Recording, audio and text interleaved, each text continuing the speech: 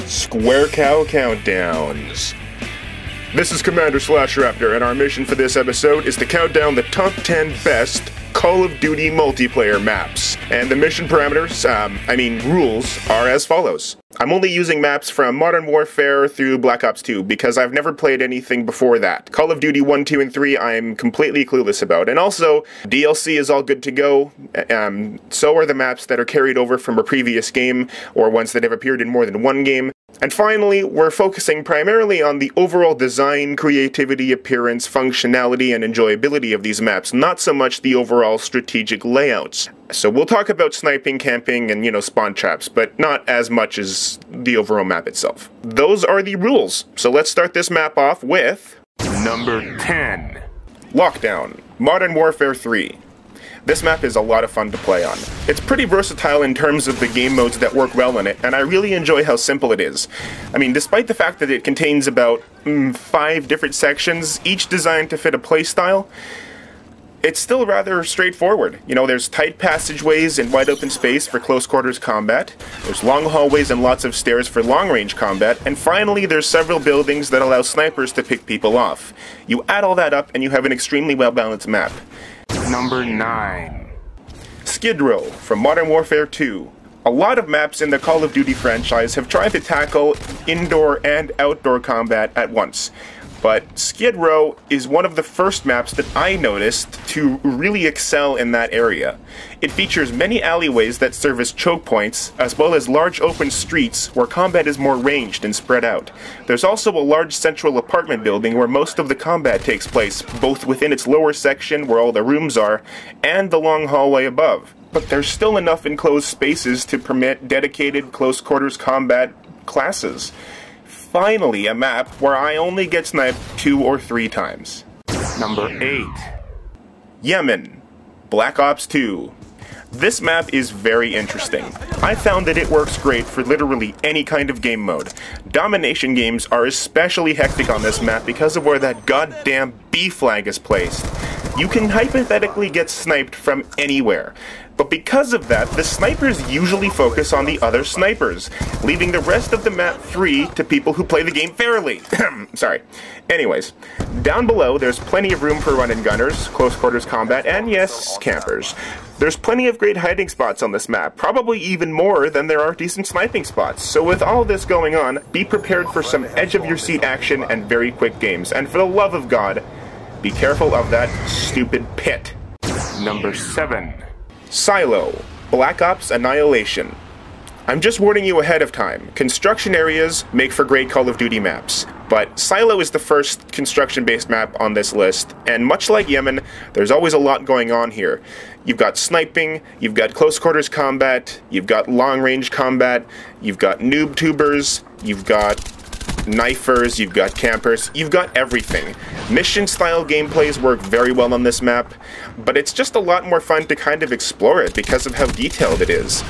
There's all these really intricate things that, although don't necessarily add a lot to the game, make it a lot more unique than some of the other maps. And all of this debris is great for cover and great for diving to prone and just great for obstacles to get through. It's just a really well-designed map, I think. One of my personal favorites. Number 6. Nuketown, Black Ops. Oh my god, Slash, what the f***? Nuketown isn't number 1? Of course not, why would it be? It's not that great of a map. It's small, it's cramped, and only really works well for a few game modes. I found that sniping is completely pointless here, because you'll end up waiting around forever. There's so much close quarters combat going on down below, in between the bus and the moving truck, that you'll never be the first one to get a kill. Sure, this map is ridiculously creative and unique, but that doesn't instantly make it the greatest map ever. Also, if you thought that games went fast on Yemen, Jesus Murphy will they fly by on this map. As for Nuketown 2025, no, I don't like it. Why would they still have a nuclear testing site in the year 2025? Or is the testing site just designed to look like 2025 while the rest of the world still takes place in whatever year it was in the original Black Ops? Ugh, no, I don't care. It makes my head hurt. Next. Number 5. Hardhat, Modern Warfare 3.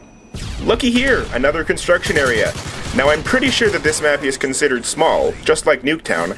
However, just look at how much more goes on Hardhat compared to Nuketown, which is exactly why I only put Nuketown at number 6. This map is great for just about everything. You don't find very many snipers, the action is intense, and there's a lot of great hotspots, like the pipes that can lead you underground, and the area around the crane.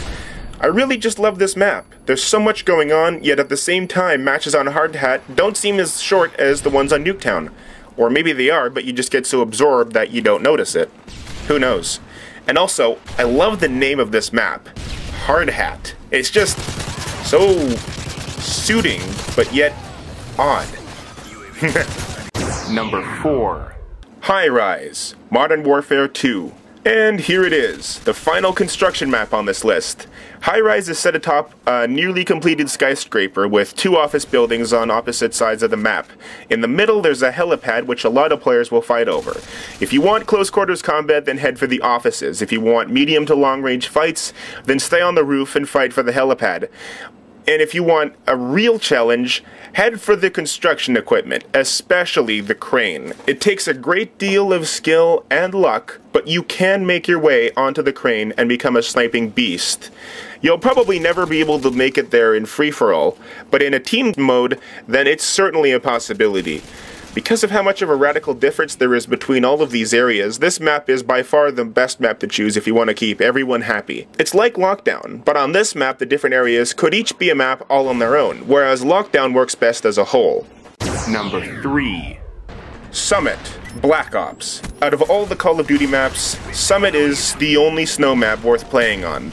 Much like Skid Row, the combat takes place both inside and outside, so just like that, the snow can never really be a nuisance like it is in every single other snow map. Outpost, Discovery, no, Discovery's okay.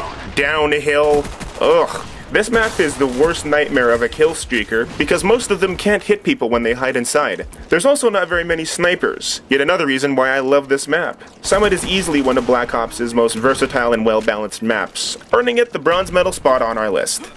Number 2. Terminal, Modern Warfare 2 and 3. Terminal is simply amazing. It's detailed, it's unique, and it's well balanced. Everything a good Call of Duty map should be. The only thing that is keeping it from being higher on this list is that players have learned to exploit this map to such a point that it should be considered illegal. I've seen people snipe from on top of the plane. You shouldn't even be able to go there at all, and the respawn points can also be very limiting. If your team starts behind the security checkpoint, it's like a traffic jam, and the team that starts elsewhere will therefore get a head start. And as for the difference between the Modern Warfare 2 and 3 version, there isn't much. I think the Modern Warfare 2 version is a little bit more brightly colored, and that's about it, but... So before I drag on too long, let's wrap this up by saying that Terminal is by far one of the most well-developed maps in Call of Duty history. But skilled players can easily camp their way to victory because of that. Remind me again why I play these games. Okay, so let's recap before we get to number 1. Number 10, Lockdown. Number 9, Skid Row. Number 8, Yemen. Number 7, Silo. Number 6, Nuketown. Number 5, Hardhat. Number 4, High Rise. Number 3, Summit. And number 2, Terminal. Which brings us to... Number 1. Kowloon, Black Ops First Strike. 2 words, zip line. Wait, that might be 1 word. Well, here's another word then.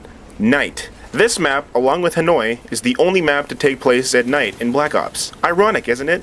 Black is associated with night, yet more maps take place during the day in that game. Whatever.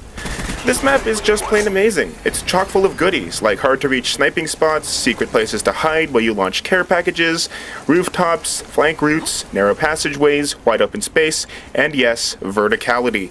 It's really just too good to describe. I'm thinking that this is one of the more underrated maps in the game, but I've always loved it. So much that I couldn't help but put it at number 1. Dislike this video all you want, but I don't care, because I'm hoping to draw more attention to this map. It's feeling neglected. Like your mom's, never mind. Perfect execution, people. I would consider this mission a complete success. I'm your Commander/Raptor, and until next episode, I will see you guys later. Don't forget to comment, like, and subscribe if you enjoyed this video, and until next time, I will see you guys later. Did I say that already? I don't know. Whatever.